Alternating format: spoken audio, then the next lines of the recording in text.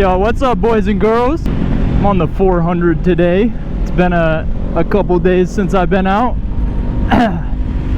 Feels good to be back on two wheels. I'm waiting for the rectifier to come in for the R6. I'll have that back on the road, but I had to run some errands today. Figured I'd take the 400, and while I'm at it, talk to you guys about my consensus on the bike. This was my first bike, and after riding the R6, I'm not sure I'd buy another one. You know, it's a great starting point if you've never driven a clutch car, or you know, you're not familiar with the way a clutch works. I would recommend starting on a parallel twin 9 times out of 10. Familiar with motorcycles, dirt bikes, you know, anything with a clutch, you know your limits. I think I would go straight to a 600. Everybody's thoughts are going to be different. After riding a 600, I can't stand how straight up you sit on this thing. It's literally like riding a naked bike. My friend Joel's Z900, sitting on this is more comparable to sitting on the Z900 than it is sitting on the R6. The handlebars are so much higher than the R6, and the pegs are so much more forward, so you're not as hunched over in that attack position, people call it. And if you're not familiar with, you know, riding on two wheels, I think this is a great power point to start at. You're not going to kill yourself on this thing. Obviously you still can, but you're not gonna twist the throttle, and the front wheel is gonna go up to 12 o'clock. It's comfy. That's the one thing about sitting in this upright position. I've taken it 2-hour rides before, 2.5 hours. I could have kept going. I had a backpack with me though. You know, take that how you will. My backpack was ready to get off, but obviously the rear seat's a little less comfortable. I also have this CC Riders aftermarket seat. Not the biggest fan. They're like $100, and I see why they're $100 now. I would not buy one again. The OEM seat is definitely more comfortable. This bike is actually for sale, so I've got somebody coming to look at it tonight. I wanted to get at least a video on it.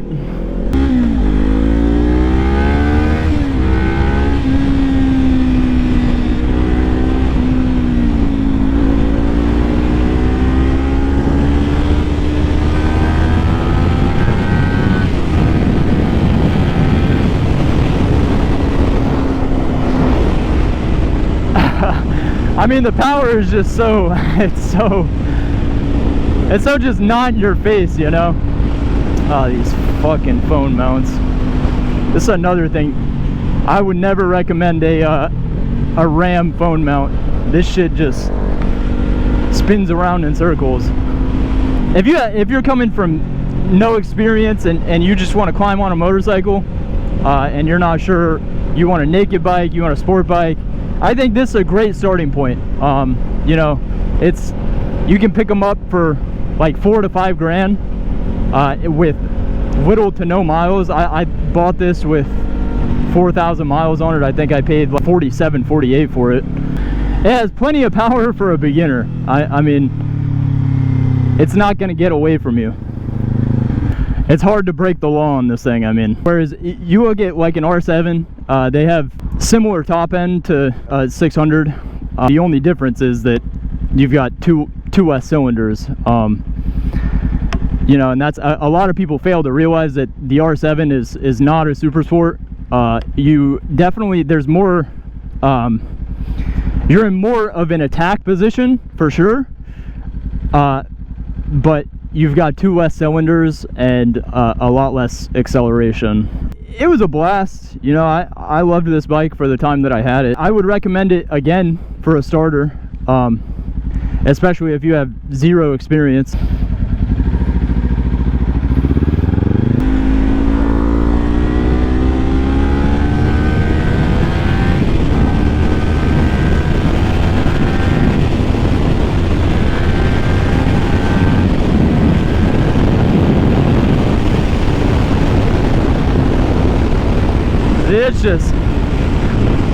it's just smooth, I guess, is the easiest way to, I've topped it out. It gets to about 120 without a backpack on. Obviously you have a passenger, it's going to be a little less, but I think with a passenger I got it up to like 114 or so. It's very tame. Yeah, so I really think it comes down to what you're most comfortable with. Go ride a 400. If you're going to look at a private sale bike, obviously you break it, you buy it. At least that's my terms of sale. Go ride a 400, go ride a 600, and you'll definitely feel the difference. There's plenty of other bikes in the same price range as this one. You can pick up a lot of 600 Super Sports for how much one of these are. So you're getting an older bike, and obviously the newer the bike, generally the less problems you have, right? And as a beginner, seat time is the #1 thing. The more you ride, the better rider you're gonna be.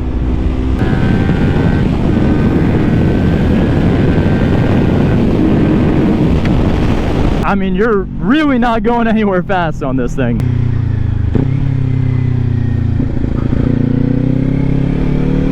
We have arrived.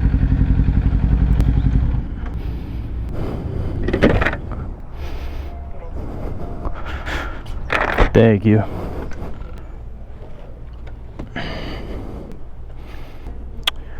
Oh no, they're out of motorcycle oil. Okay. Just this. And then I got some stuff for you. Yeah. Well, not returns, no. Oh, this is old oil? Yeah. Oh, okay. And then a battery. Wear a camera, man. I make YouTube content. You what? Make YouTube content. You're a motor vlogger? Yeah. What's your channel? Riding with a Uzi. With a... I always watch those guys. Hell yeah, bro. Cops cut you off and they act like you're... Oh yeah. It's like, dude, I have you on camera. Then they just ignore you. Yeah. They're trying to pull you over. Yeah, the way people drive around here, I would never... Yeah, it's a little sketchy. Being in a Miata is scary enough for me. Here, I'll look you up and subscribe right now. Hell yeah, bro. Yep, that's me. R6? Yes, sir. I'm on the 400 right now. The R6 is broken. Did you get anything else? Or you get an R6? Whatever bike you could get. R1 or S1K is the next bike, so... Doesn't even let me sub. I don't know. It should be like right there. I don't know. I've never seen that. Oh, weird. I'll save it and figure it out. Yeah, I appreciate it, man. Thank you. Take care. Have a good day.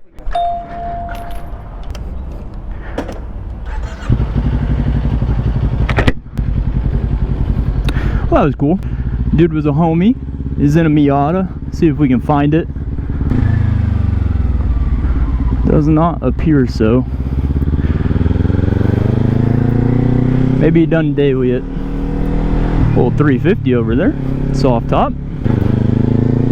So yeah, my general consensus is that, this bike is great. I think if you have any experience on motorcycles, dirt bikes, quads, you might want to go a step up to a 600, or hell, even 1,000, right? I mean, you got balls of steel, you start on 1,000. It's a great bike, and if you're just commuting, I can't see why you'd ever need anything more than this.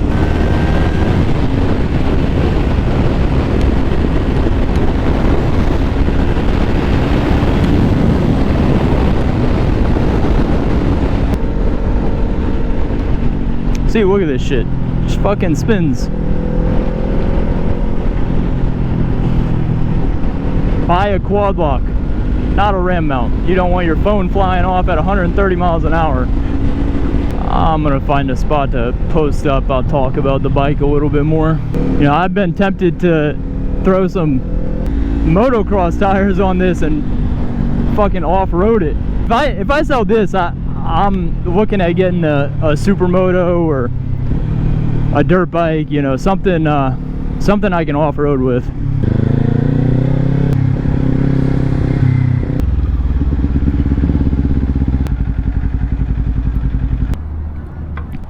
So here's the bike. like I said, the CC Rider seat, just that Acura slip-on, Graves frame sliders. I had my boy wrap the headlights. It's just a small layer of translucent film. The Rizoma Amazon mirror special. Hell yeah. I don't even fucking use those things, but I always head check anyways. That's, you know, number one thing riding without mirrors is look over your fucking shoulder, dude. I mean, I do that shit in a car. So these Nightcat tank grips, actually pretty good. I like them. They're like 25 bucks on Amazon. Domino grips and blacked out windscreen. It's pretty stalker. Front tire needs some love, but the rear tire is brand new. Like I said, it's pretty stock. It's clean. 6,600 miles. What's up? How's it going? You having trouble? No, I'm just talking about the bike. Oh, okay. Take care. Have a good one, fellow homie. Some rock chips. It's a great bike, but she's going. So what would a review video be if I didn't throw in some exhaust clips? Of course, the bike is already warm. I fucking rode it over here, so.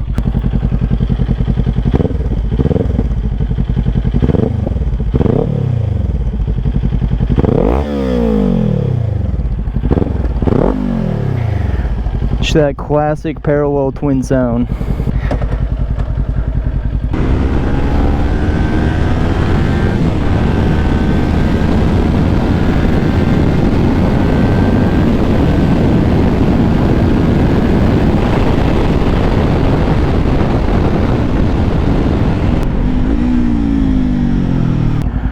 So yeah, that's the 400.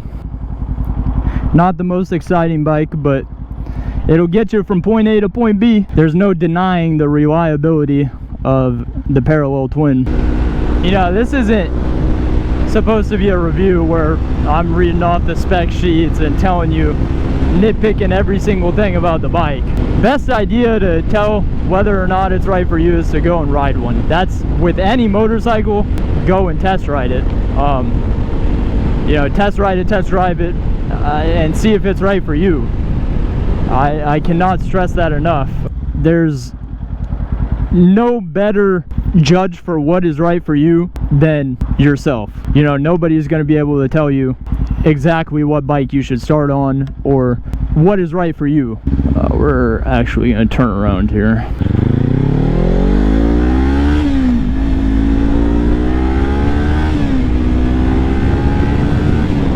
So that's my advice to you. If you're between getting a parallel twin bike and an inline four, just go and ride them both and you'll know for sure which one you want, because it's a world of difference. It's not even comparable, really. If I was gonna buy a bike solely for commuting, I can't see why you'd need anything else.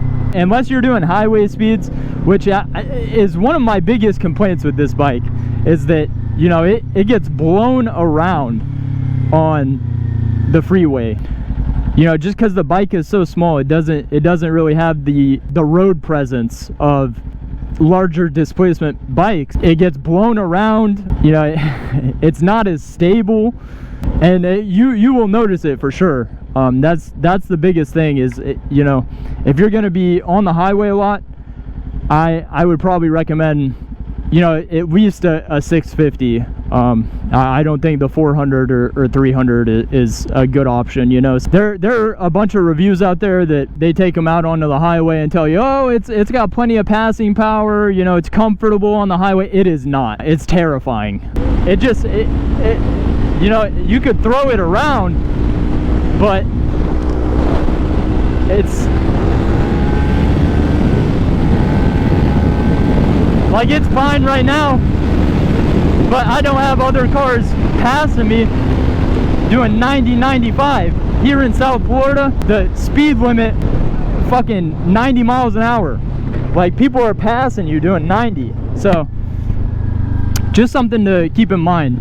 But that's my thoughts. I'm not gonna go into the nitty-gritty and read across the spec sheets. You know, there's plenty of other videos out there like that. This is my consensus on the 400 and, you know, my experience with it. Would I buy another one?